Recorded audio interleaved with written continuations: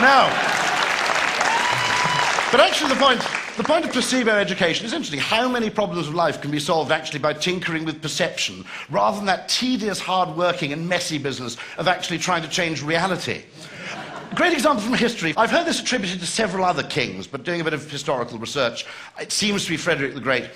Frederick the Great of Prussia was very, very keen for the Germans to adopt the potato and to eat it, because he realized that if you had two sources of carbohydrate, wheat and potatoes, you get less price volatility in bread, and you get a far lower risk of famine, because you actually had two crops to fall back on, not one.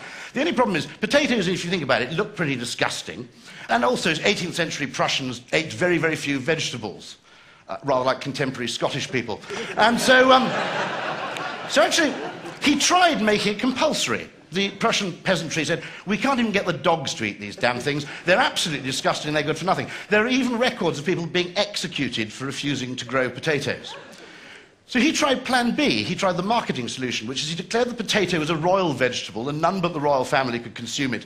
And he planted it in a royal potato patch with guards who had instructions to guard over it night and day, but with secret instructions not to guard it very well.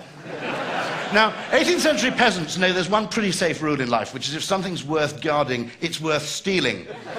Before long, there was a massive underground potato growing operation in Germany. What he'd effectively done is he'd rebranded the potato.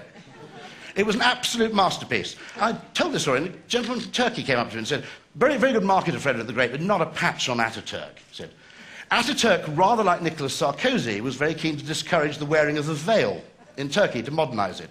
Now, boring people would have simply banned the veil, but that would have ended up with a lot of awful kickback and a hell of a lot of resistance. Ataturk was a lateral thinker. He made it compulsory for prostitutes to wear the veil. Now,